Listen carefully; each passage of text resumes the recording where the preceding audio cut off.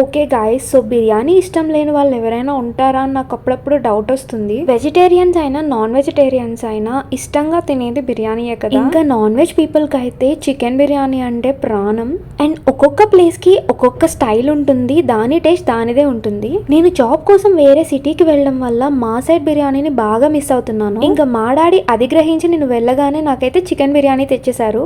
ఇంకా అలా ఒక ముద్ద పెట్టుకోగానే ఆ టేస్ట్ కి నా మైండ్ పోయింది. చికెన్ చాలా టెండర్ గా, చాలా మైల్డ్ స్పైస్ తో చాలా అద్భుతంగా ఉంది. I really liked it.